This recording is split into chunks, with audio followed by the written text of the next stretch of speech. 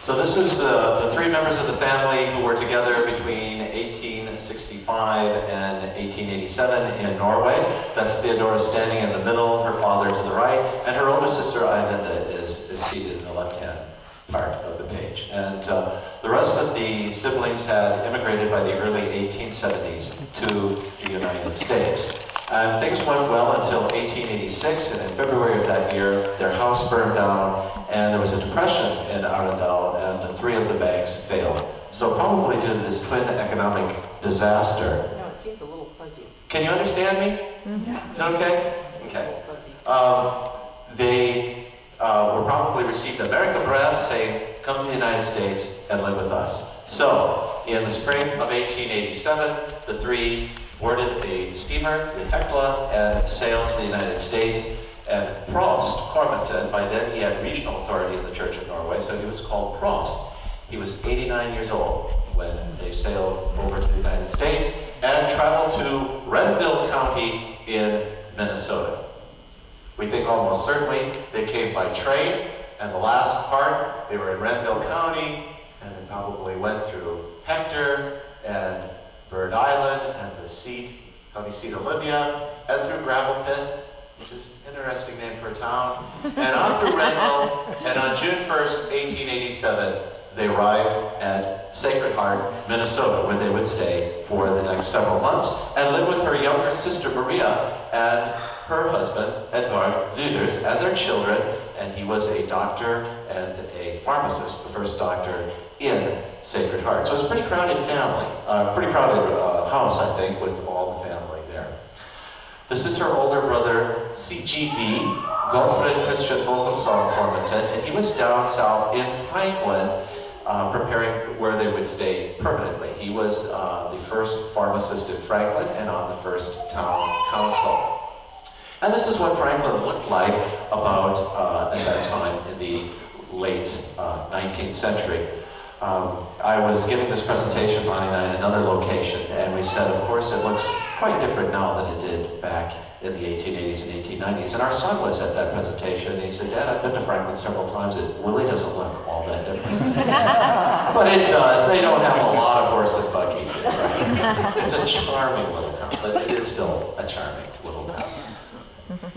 As you can see, this is not an old picture. This is a current picture of the Fort Ridgely-a-Dale Evangelical Norwegian Lutheran Church.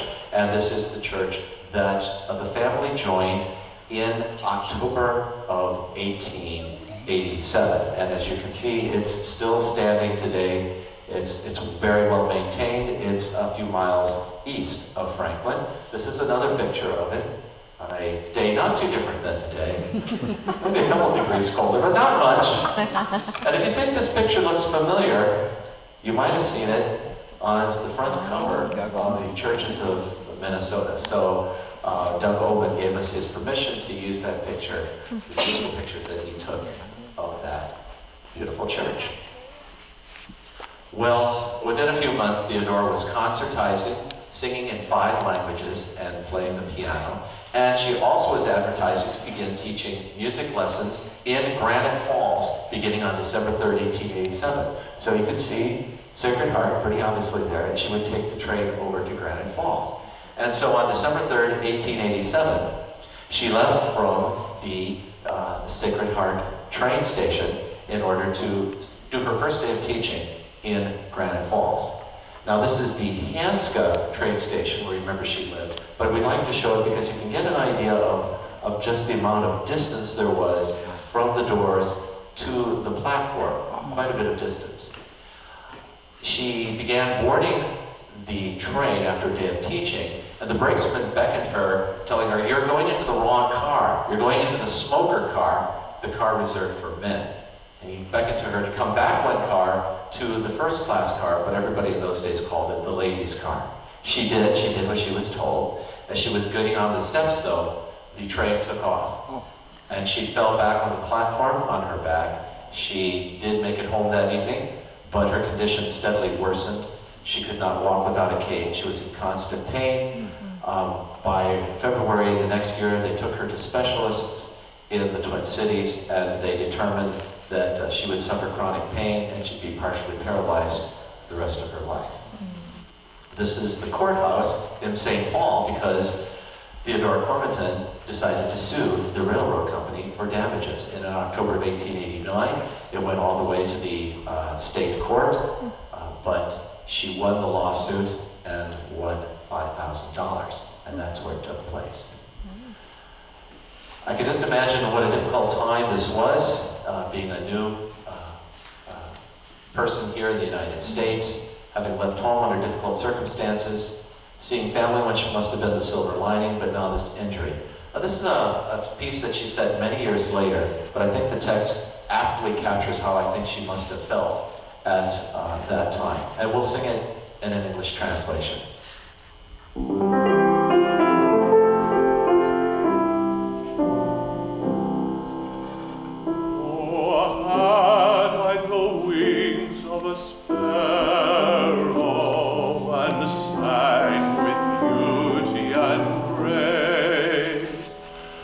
Fly to the woods like an arrow and pour out my heart in that place.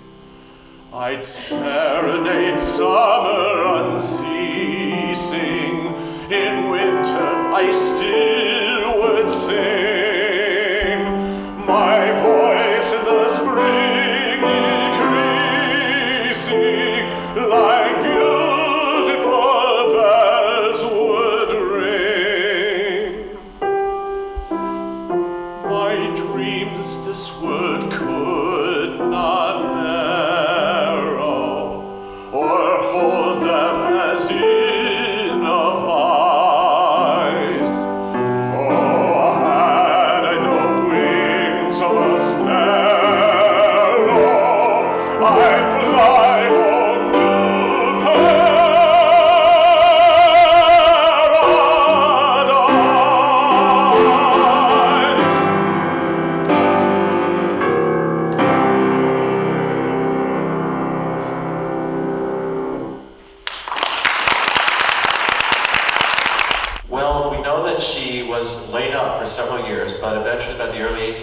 she was able to resume most of her activity, although she, as far as the newspapers report, she never sang in public again. But she was able to play, and she was able to teach, and she was able to compose. So this is an interior shot of the Fort Ridgely and Dale Church, where she was the church musician and the first church organist. And you can see the heaters on one side. We understand that the men sat on one side, the women and children on the other. So I wonder if the men or the women and children got the heated side. I'm not really sure how that worked. This is the organ that's still in the Fort Ridgely and Dale Church, and this is the organ, perhaps out of gratefulness for her recovering as much as she did, that the Cormontan family donated to the church in January of 1892. So it's still there, it still plays. Bonnie's played it, we've gone back there for commemorative services, and so it still sounds pretty good because the place is unheated. And so it gets the elements. And unlocked. And unlocked, yes. You can go visit it anytime. So, you can go visit it 24/7. It's pretty amazing. And this is a beautiful front altar. I love how the sun streams in to give you an idea. It's like stepping back in a time capsule to go to the Fort Ridgely and Dale Church. This is in the back room of the church, and it's the original tombstone for Prof. Cormontan, who died on Valentine's Day in 1893. So you can't really read it here, but in Norwegian that says, "Peace be to your dust." This is the new stone, and it took us a while to find this the first time. We were looking in the graveyard, which is behind you as you're looking here, and we finally figured, oh, he's not buried in the cemetery. He's buried in a place of honor right next to the church, right next to the window where the altar is. Theodora was also able to get some more of her music published in the early 1890s. This is one of the pieces she had published in a hymnal called the Frydetuner, Joyful Songs, Bergen, meaning young birch. And this one we not only have out of the Frydetuner, but we also have a manuscript copy of it. So we'd like to share a stanza in semi-Norwegian and then a stanza in English of a Cormontan hymn from the early 1890s called Ungbirken.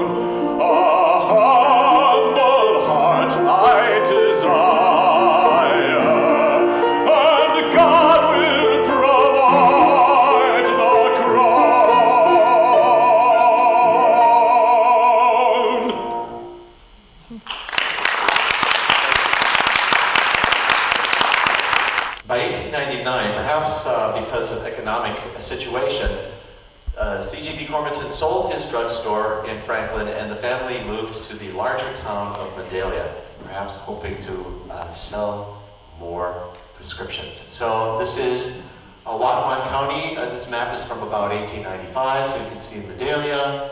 And she also taught up in Linda and Hanska, where they would move again in a few years. This is the main street of Medalia as it looked around the turn into the 20th century. Nice wide street, not paved. This is the church that they attended. It was the Trinity Church, but people call it the West Church. So there was the West Church and there was East Church. So they went to the West Church. It was torn down in 1950, but it's not out in the country now. It's in the middle of town. So, but it was in the country when they went there. She had to advertise for students, and she advertised her music. So this was in one of the Medalia papers, late in 1899, and we found all of these works in the manuscripts that we discovered in the box that was given to us.